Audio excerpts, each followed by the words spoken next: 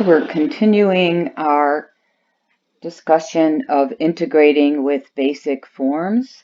Sometimes we need to rewrite the terms, especially if we're dealing with, let's say, trigonometric functions. Let's say I have the integral of tan squared x plus 1 dx.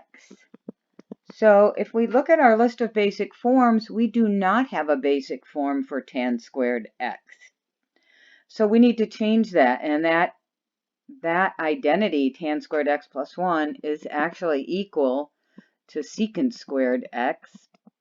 So we can integrate secant squared x dx, which is a basic form. Recall that the derivative of tangent is secant squared.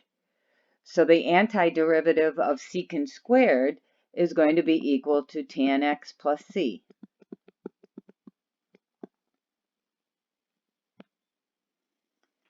Let's say, for example, I have the integral of cosine x over sine squared x.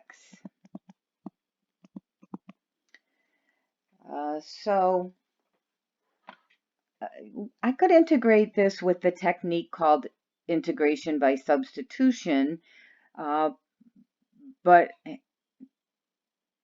I can also rewrite the expression by splitting that sine squared in the denominator. So I can leave the cosine x on top, and I'm going to just split the sine x to sine x times sine x on the bottom.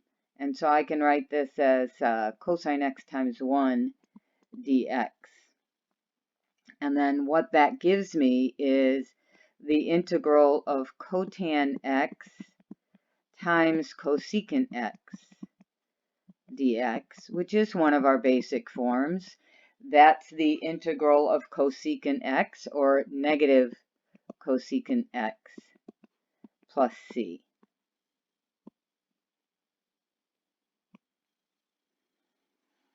So one thing to note about these basic trig forms is that the antiderivatives that start with c are all going to be negative. So notice that the integral of sine x dx is equal to negative cosine x plus c.